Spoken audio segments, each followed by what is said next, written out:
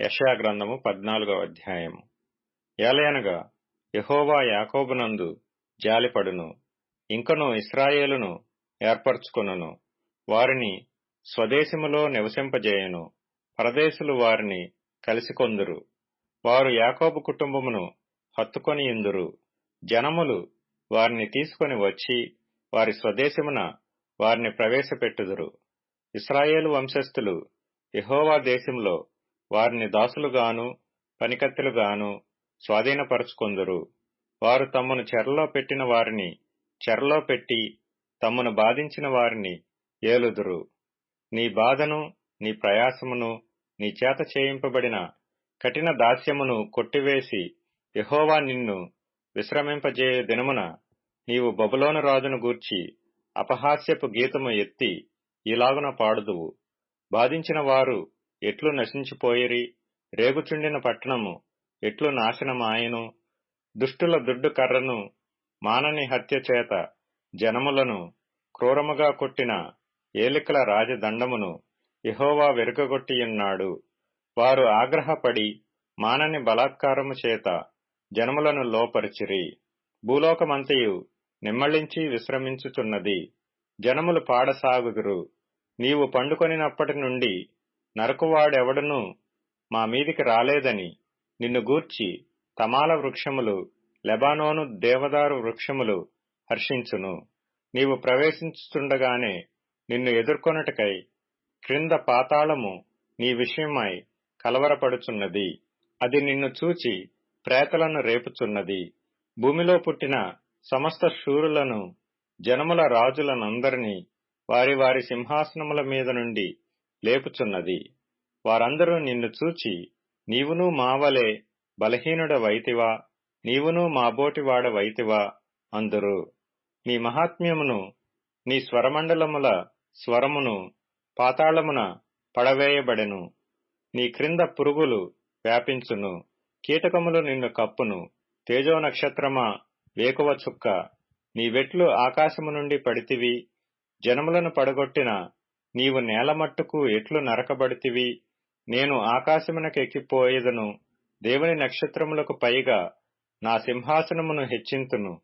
ఉత్తర దిక్కుననున్న సభాపర్వతము మీద కూర్చుందును, మేఘమండలము మీదకెక్కుదును, మహోన్నతితో నన్ను సమానునిగా చేసుకొందును అని నీవు మనస్సులో అనుకొంటివి గదా. నీవు పాతాళమునకు, నరకములో ఒక మూలకు త్రోయబడితివే. నిన్ను చూచువారు నిన్ను నిదానించి చూచుచు ఇట్లు తలపోయిదురు, భూమిని కంపింపజేసి రాజ్యములను వణికించినవాడు ఇతడేనా? లోకమును అడవిగా చేసి దాని పట్టణములను పాడు చేసినవాడు ఇతడేనా? తాను చెరపట్టిన వారిని తమ నివాస స్థలమునకు పోనీయని వాడు ఇతడేనా? జనముల రాజులందరూ ఘనత వహించిన వారై తమ తమ నగరుల యందు నిద్రించుచున్నారు. నీవు సమాధి పొందక పారవేయబడిన కొమ్మవలే నున్నావు. ఖడ్గము చేత పొడవబడి చచ్చిన వారి శవములతో కప్పబడిన వాడవైతివి. త్రొక్కబడిన పీనుగు వలెనైతివి. బిలము యొక్క రాళ్ల యొద్దకు దిగుచున్నవాని వలెనున్నావు. నీవు నీ దేశమును పాడుచేసి నీ ప్రజలను హతమార్చితివి. నీవు సమాధిలో వారితో కూడా కలిసియుండవు. దుష్టుల సంతానము ఎన్నడనూ జ్ఞాపకమునకు తేబడదు. వారు పెరిగి భూమిని స్వతంత్రించుకొని పట్టణములతో లోకమును నింపకుండునట్లు తమ పితరుల దోషమును బట్టి అతని కుమారులను వధించుటకు దొడ్డి సిద్ధపరచుడి. సైన్యములకు అధిపతియగు యెహోవా వాక్కు ఇదే. నేను వారి మీదికి లేచి బబులోను నుండి నామమును, శేషమును, కుమారుని మనుమని కొట్టివేసదనని యెహోవా సెలవిచ్చుచున్నాడు. నేను దానిని తుంబోడికి స్వాధీనముగాను నీటి మడుగులగాను చేయుదును.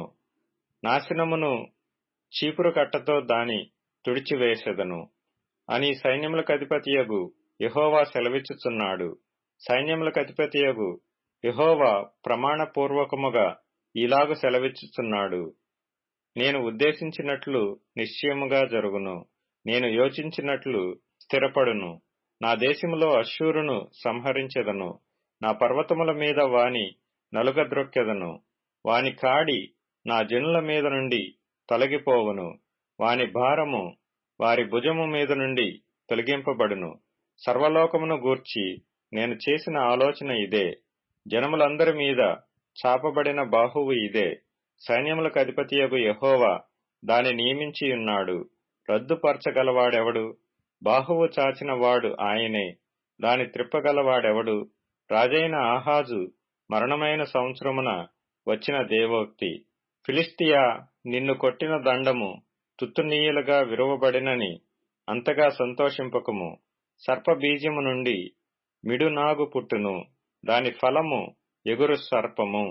అప్పుడు అతిబీదలైన వారు భోజనము చేయుదురు, దరిద్రులు సురక్షితముగా పండుకొందురు.